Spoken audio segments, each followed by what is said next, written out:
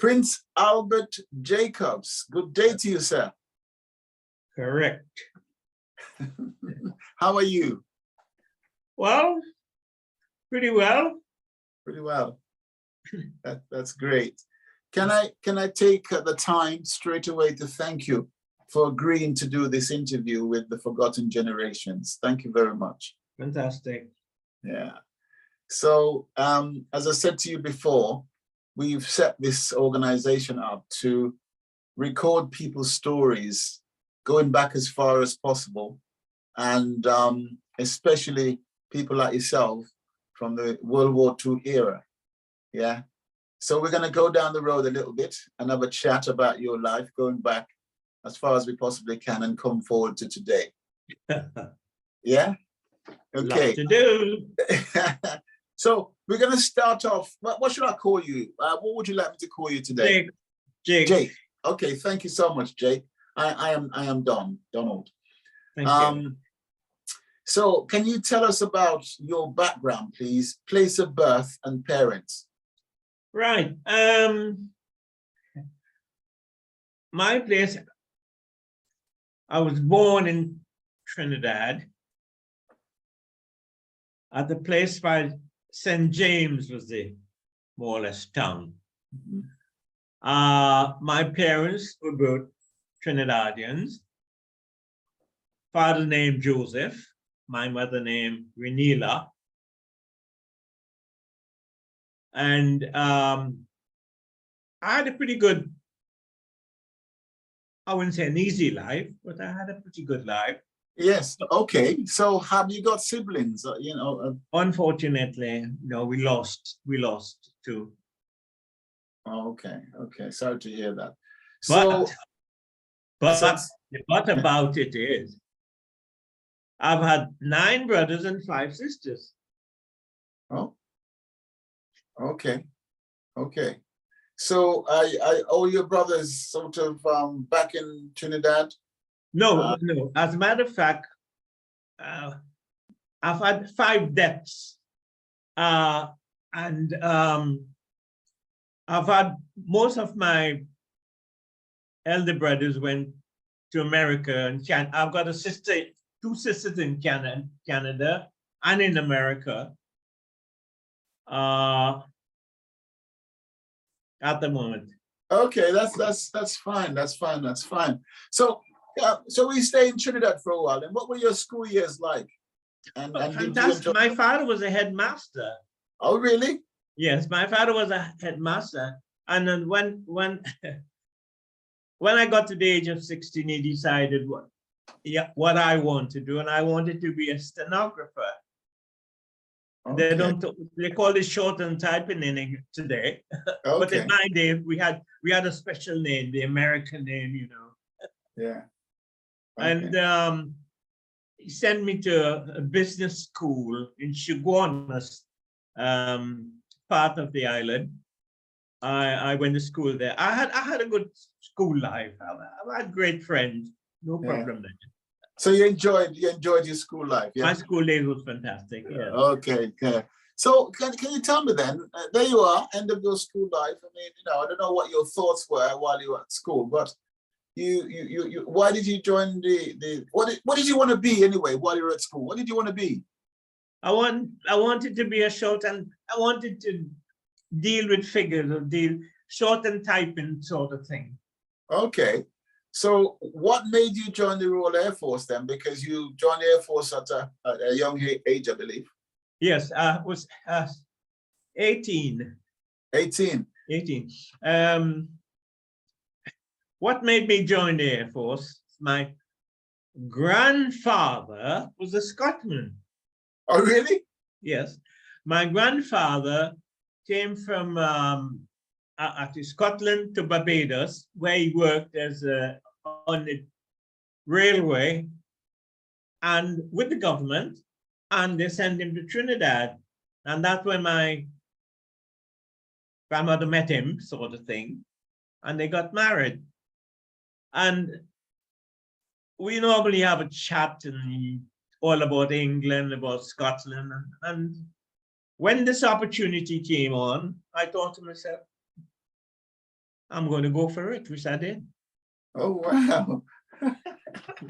So that's really good. So when you said the opportunity came, was that via radio, TV, newspaper, No, or on the what? newspaper, people required to take part in a Royal Air Force.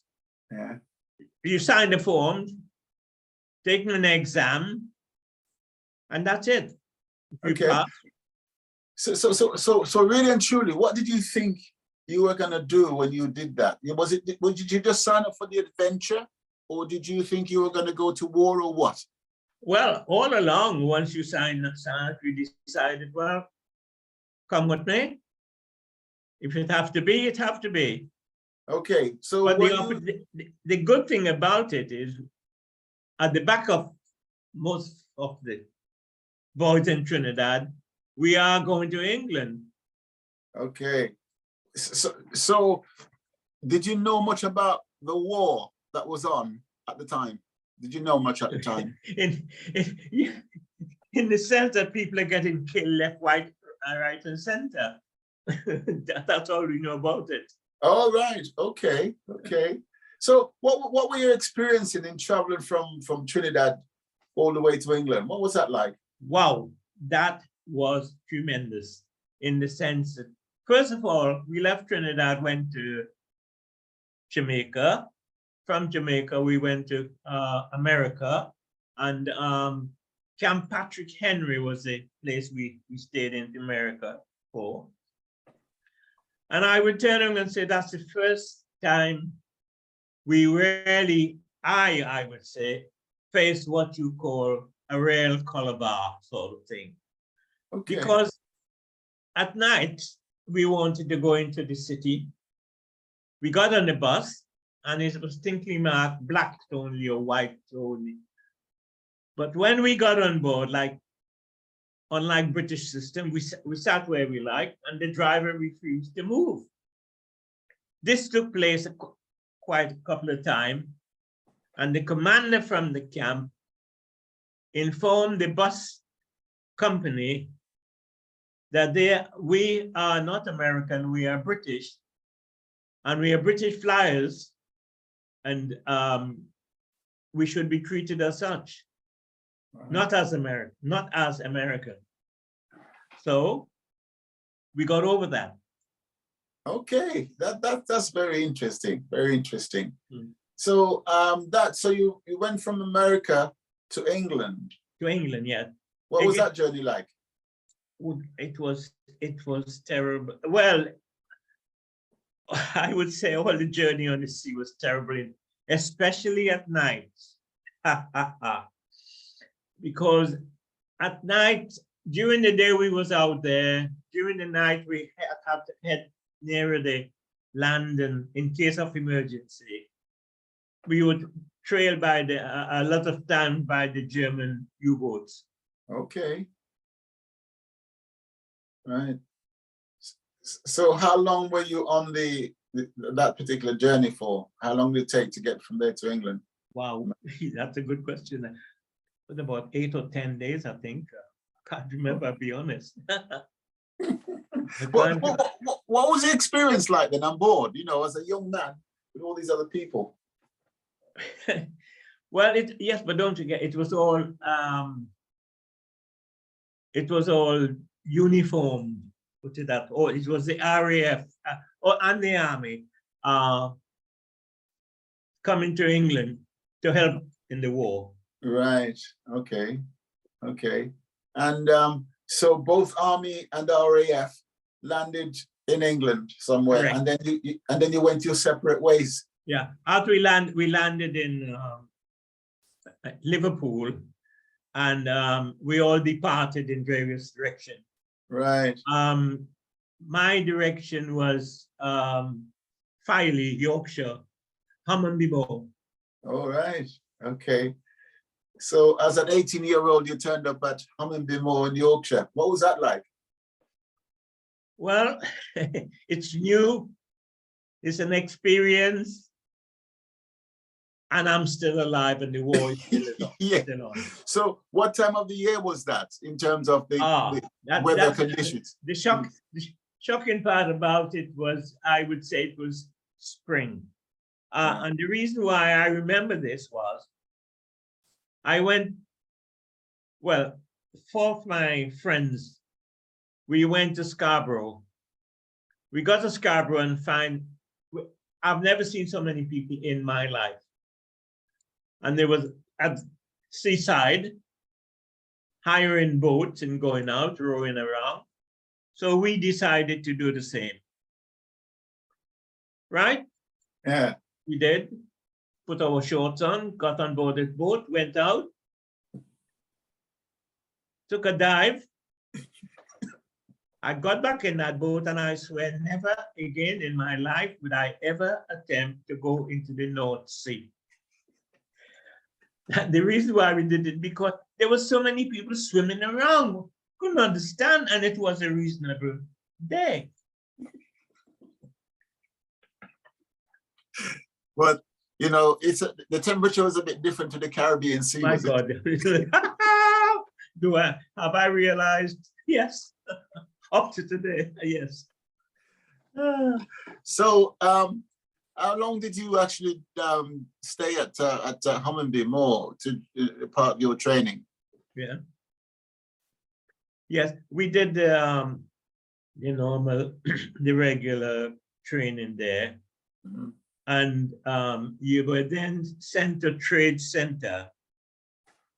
And I went to Trade Center Kirkham, which is in Lancashire, and I did equipment assistant. In other words, the various parts for aircraft.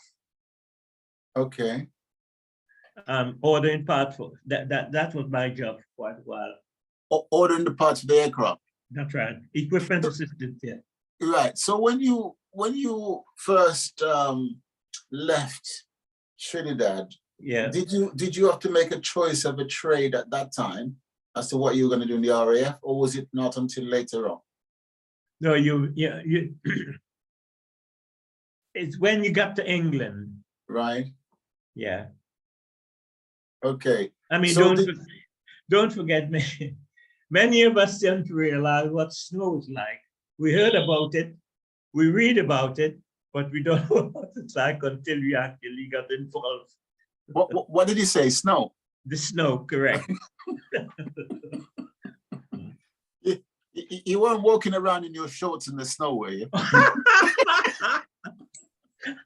You know, sometimes I wondered how people lived in England in those days. I thought, oh, have we got there?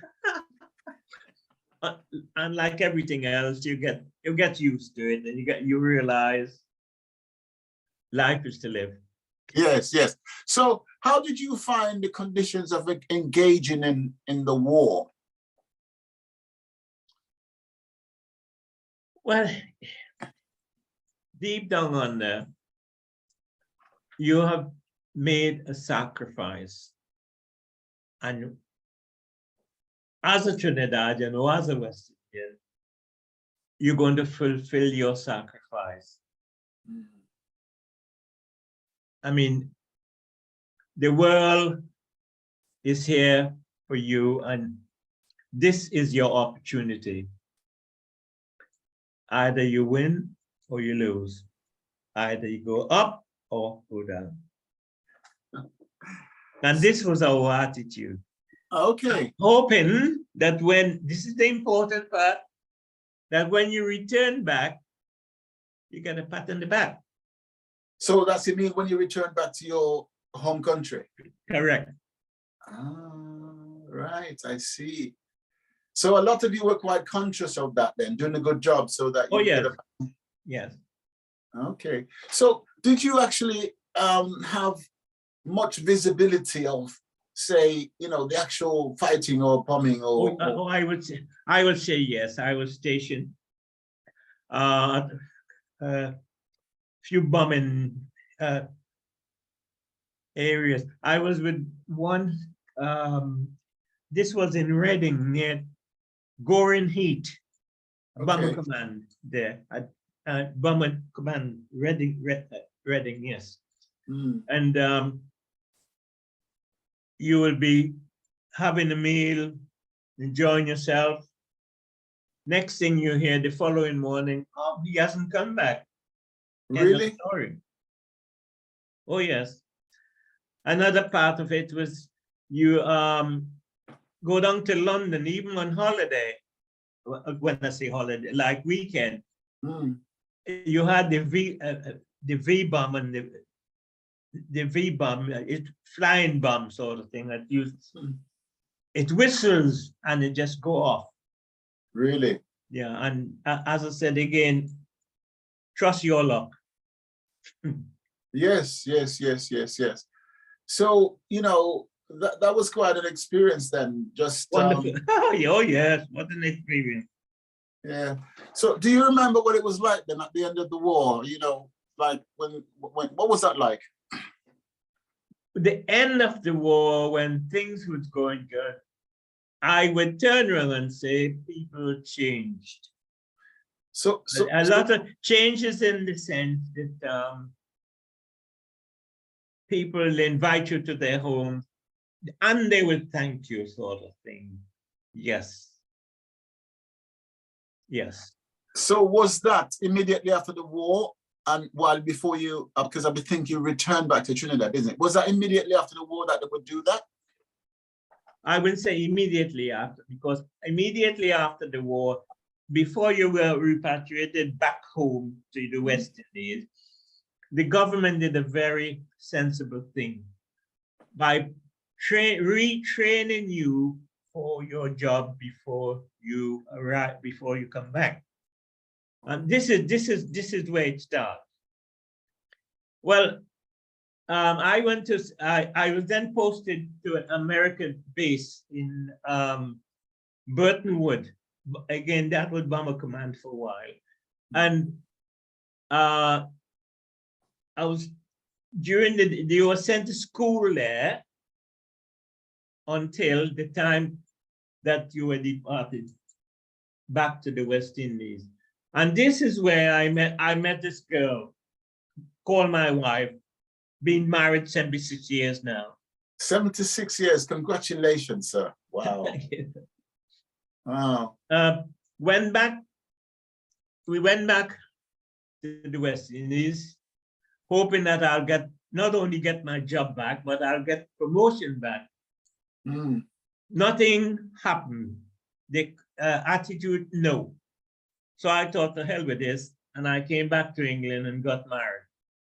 Just before you go on from there, what did you actually do at the school? Did you have a choice to what you did at that school? Oh yes, oh yes, this is what the government was very good. Oh yes, you have your trade. That's why they send you to that, but you know. Oh, I see. Okay. So I believe at the end of the war, some people were offered a piece of land. I know nothing at all about this. Okay, I've heard you know, this is the first time I have heard. Where was the land offered? well, I've spoken to and interviewed other people who, yes, some of them actually took the opportunity to go to school like you did, and then others said that they were offered a piece of land, which wasn't necessarily the best piece of land, but you know that was some sort of belief. So it might well where be. Was it? Was it in England or was it the West? Back in this case in Jamaica. Oh. Well, no. This is the first time I've heard of it. Okay, that's fine. But the fact that if you went to school, and it's like there was a pot of money, from what I understood, and if you chose to get some education, then that was used for that. And if you didn't, then there's a choice of possibly getting a piece of land back into your country, and that happened to a few people. Yeah, so that's quite interesting. So you decided, so things didn't go as well for you as you thought in Trinidad. They decided to return. Is that right? Yes. So what happened next from there then? Well, problem started. Now then, the place that was shifted to was Birmingham. And the reason why for Birmingham, as you know, steel manufacturing, there was jobs. In other words, you could get 4 jobs in the same day. Can I just interrupt you and ask you what year was it that you came back to Birmingham? I would say 47, 48. Okay. And I would say that It wasn't on the Windrush ship, was it? no, oh my Okay. God, long before the, oh my God, yes. All right. Okay. Yeah, I see. Okay. Thank you for that. Yeah. So you came back to Birmingham, yeah? Came back to Birmingham and you start looking for a job. I mean, there was plenty of jobs going to it, and there were, I went back to the RAF Association. Okay. Most of the time I kept with the RAF Association because they were very, very good. There was no hanky-panky in the sense as racial discrimination, because a black man couldn't get a job in an office. You got a job sweeping up, yes, but not in the office. I'm sorry. So eventually, I ended up with a firm, Ackles and Pollocks, an engineering firm, which they deal with tube investment. And I did testing of steel, 2 ways, to find out the carbon content and things like that. I did that for quite a while. That's my first job. Then again, I went to another laboratory working for the M1, was just building the M1 then. And I did concrete construction testing, the crushing of the concrete to tell you the contents and that sort of thing. But then there were so many strikes within Birmingham. I went back to the RAF and I said, look, I want a permanent job. And they said, right, we've got the mines, we got the railway, we got the post office, and we got the telecom. Right, but you have to take, again, you have to take an exam. All along the line, you have to take exams. I took the exams and passed, which was the post office one sort of thing. And I got into communication. Then, again, they train you.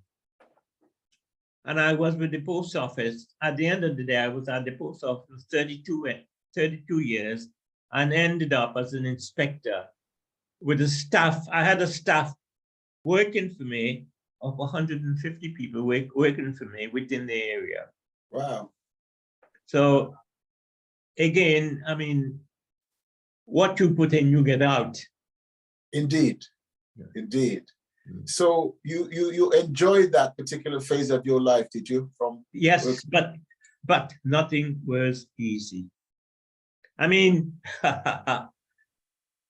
you're looking for accommodation, especially when you got married to a white woman.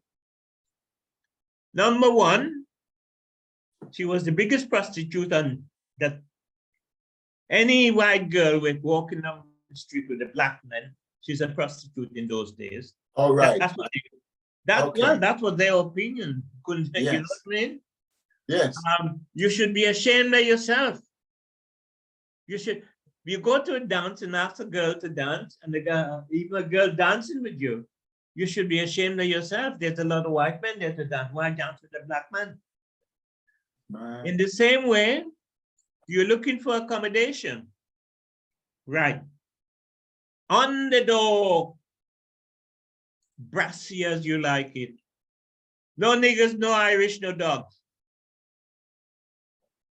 Would you believe it? This is England I'm talking about. Yes, the place where you just helped to fight the war. Right, and in this area. And what fortunately for me, again, I met quite a few friends, Jewish friends, and boy, oh boy, they helped me all along. They helped you? All along my life. They made me what I am today. And this is because my wife was Jewish, obviously. Oh, I see, okay. Okay. And I am still grateful and still, you know, I mean, since then I would turn around and say that I hope I have paid. I've done a lot of voluntary work in my time since I retired, and within the community, and with young offenders. I used to go to the court and take the young offenders to do the washing up, cleaning up, and things like that. Yes, yes, yes. But just before you expand on that, if you're going to do that, what about your young years, sporting years? Because I believe you were quite active in the sporting. Oh yes, I should say. In the Midlands, in those days, we didn't have television. Most of the companies, big firms, Lucas's, BSA, most of the big firms had their own clubs. And most of the big firms always have a sports day. And the sports day was, they used to have like the 100 yards, the 200 yards, and, you know, where you used to, for example, me, that's another thing. I used to be the like a county champion. Okay. In the 100 and 220. I was county champion for about 20 years. So did this go back to your RAF days? This part of it, I did a bit of that in the Royal Air Force. I ran the RAF, yes. Okay. Yeah. Yeah. And competed against the other, you know, yes, notable Caribbeans. Yeah. I don't know if you remember the great MacDonald Bailey. Or let's put it a bit, my favorites, Herb McKinley, La Beach, Roden. I don't know if you remember those days.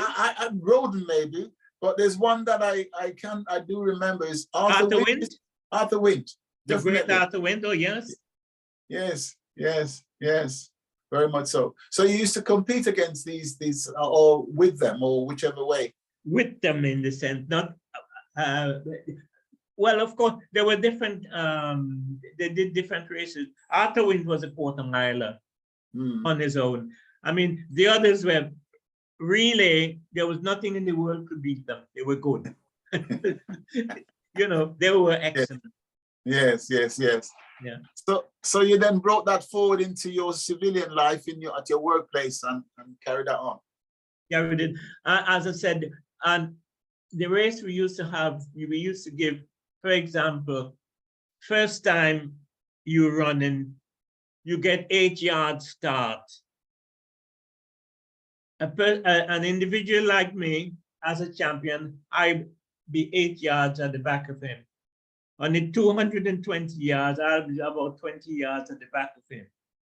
What do you mean? I'm telling you, and I still won. Are you saying that?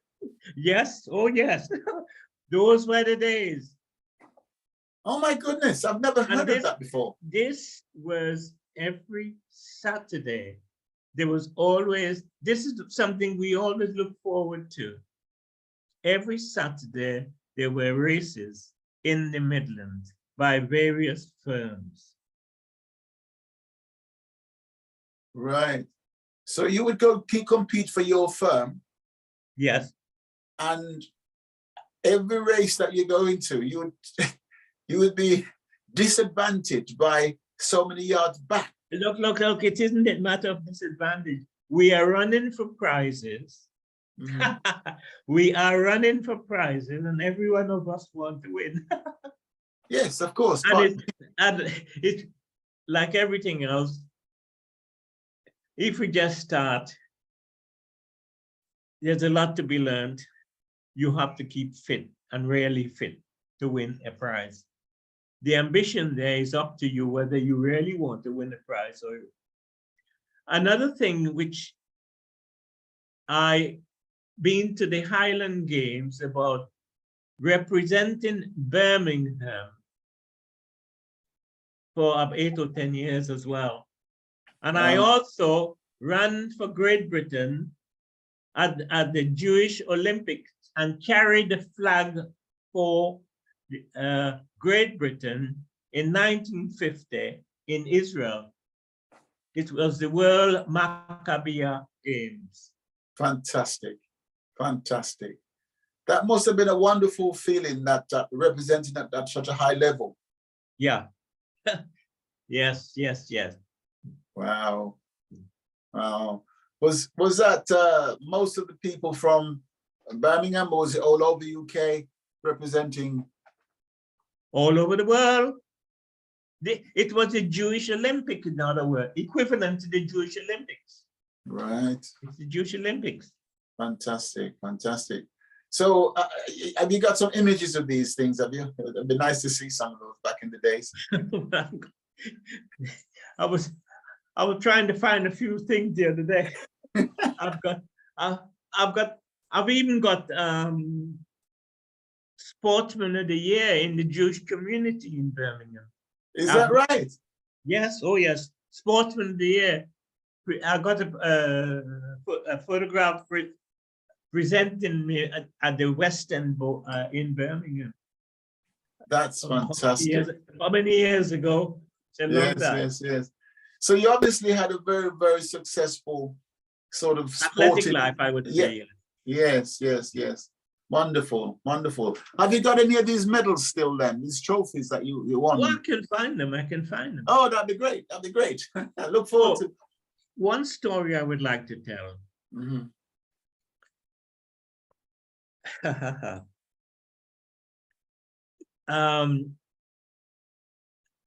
Looking for premises in those days in Birmingham for somewhere to live. Right. There was a Jewish fella put me on the right road. We became family instead of friends. Oh. His name was Joss Linz, and his wife, Zena Linz. Okay. Her mother realized what was happening to Mary and I. She thought a lot of Mary. She decided to buy a house and said to her daughter, "You must have Mary to come and live with you," which they did. Wow. Now, we lived with them for about 3 years, and he was working for the cinema people, had a promotion, so he had to leave Birmingham to go to live to Coventry. So the Sunday morning, she said, "Jake, come downstairs and I want to have a chat with you," which I did. Could be bad news, could be good news. Yes. Came downstairs and she said, "Would you please sign here?" Well, these people wouldn't let me sign. They know me that much. They wouldn't let me sign something. So I signed it. And she shook my hands. And yet, you know what she said to me? "This house is now yours." No. Well, this is why I have to tell you about it. Oh my goodness. Now, there you are. Now, this is what I meant when I said the Jewish community in Birmingham have done me, is a blessed community. Oh my and it goodness. was a wonderful, I mean, most of, and this is why I did, when I retired, my first act was to give something back. Wow. Even the Afro-Caribbean Association, I also did a bit for driving again, voluntary work. Wow. Fantastic. What a story that is. Oh my Mhm. goodness. And at that time, you and Yeah. Mary, I believe, did you have any children? Unfortunately, we lost 3. You lost, oh, I'm so sorry to hear that. Yeah, unfortunately. Yeah. Yeah, sorry to hear that. Yeah. But you know, a story like that, where somebody does something like that, sign in here and say this house is yours. Well, it can't have happened to many people. Well, look, it just proved what sincerity means. It just proved, you know, and today I am still seeing her grandchildren and her children. Wow. Wow. They done us proud, without a doubt. Well-known Birmingham community as well. That's excellent. And excuse me, am I right in saying that you're still driving? Oh, of course, yes. I still go to the gym. Oh my goodness. Oh yes, I still. Excuse me. So I still get up and do me half an hour bits. wow. At the tender age of what? 98. Oh my goodness. That's fantastic. Wow.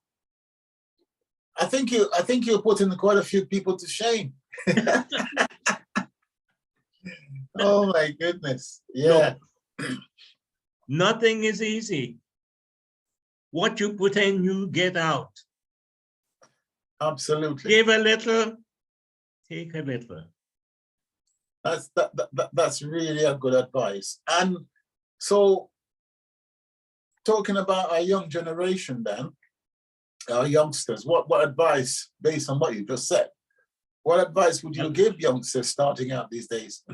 Right. Work hard, do it when you're young.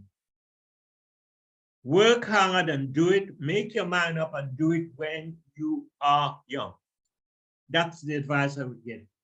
Wow. Because time flies. And temptations, especially temptations. Sound advice. Thank you very much for that. So have you got any plans, futuristic plans at the moment?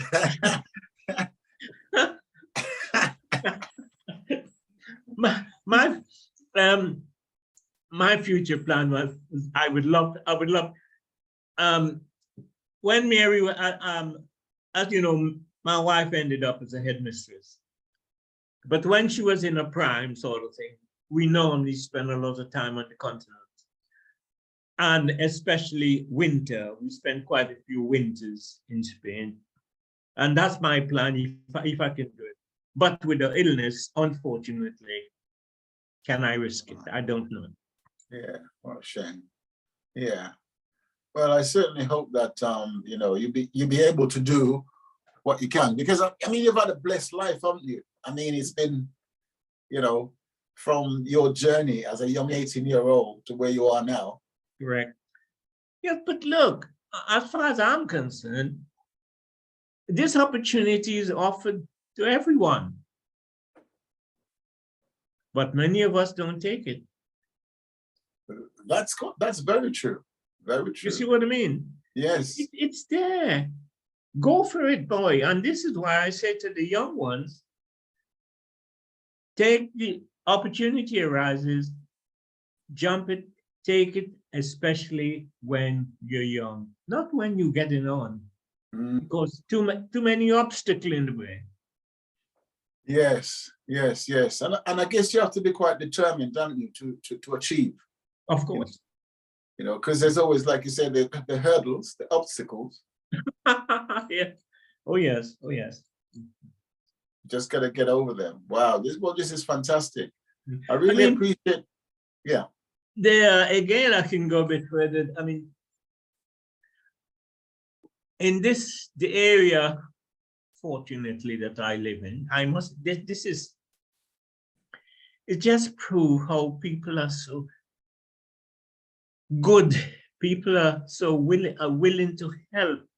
Not everybody is a baddie. There are a lot of goodies there. And if you play the game, you reap the benefit. Right. In my area, these medals here, Okay. my neighbor said to me one day, have you had any label from the Royal Air Force? And my answer was no. Why? Oh, I would try and do something about it. And they are young today. So that's how you got your medals, your next door neighbor. And I've only just got it a couple of weeks ago. Wow. 20 years. Oh my goodness. So let me try and find out from you then, what happened after the war? Were you ever offered your medals, the medals, or was that addressed at all? Was there anything about medals? No. You thought it would be automatic. Right. No. And did you ever think at all about your medals up until this point? Did you think about seeing a lot of people walking around with medals, I wondered how they got theirs. But I did nothing about it. Well, that was so fantastic, very, very neighborly for your neighbor to do something like that. This is what I mean by when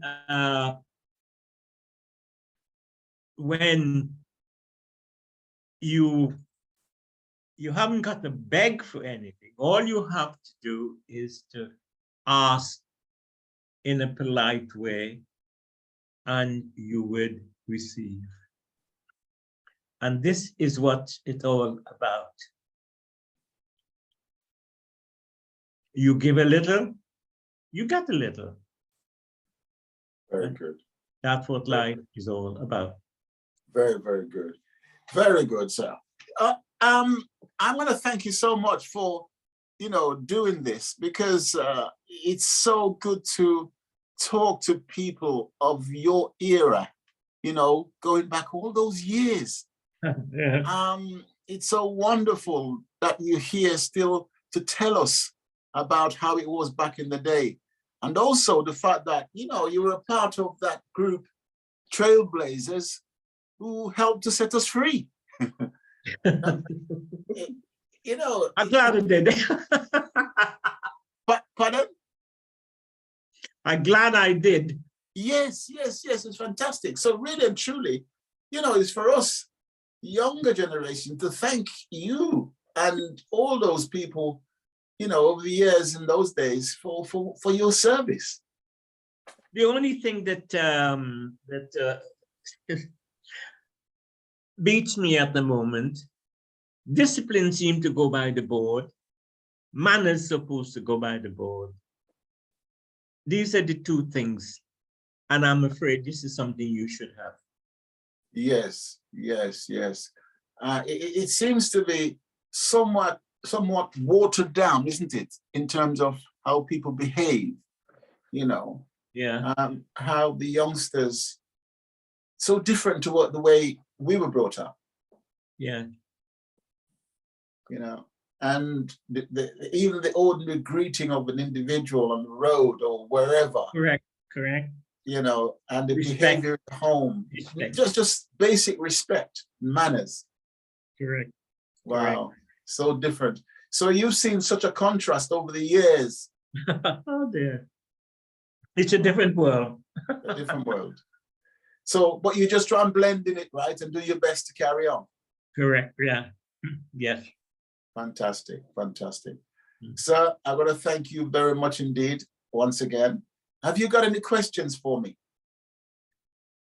Well, all I can say, you're doing a splendid job, because these things I often wonder, especially when you call a name like Arthur Wint, or you call a few, Larry Constantine, what's the cricketer from Jamaica, played in the Worcestershire, I mean, these are men, then their names are not mentioned. And I'm sure a lot of youngsters that is in the business haven't heard of. No, I think this is where I would say, thank you very much. You are doing a wonderful job. Well, really appreciate that. Thank you so much, because that's a very valid point. For those people who are such trailblazers in those particular areas, Right. and for there not to be some sort of visibility in Not terms of, mentioned. you know, a statue or something. Yeah. And even in the curriculum, the history of Yeah. Black people, where, you know, these things should be brought to the fore so that the youngsters can have some sort of, you know, heartfelt way of looking at life and knowing that their foreparents have done such tremendous things before them. Give them confidence to do the same. Wonderful. Yeah, yeah, yeah. Yeah. Much appreciated. Absolutely. Yeah. Thank you, sir. Yeah. Much Very much appreciated. appreciate your time. Okay. And thanks again. And we'll catch up very, very soon. Okay. All the best. Thank you. Thank you.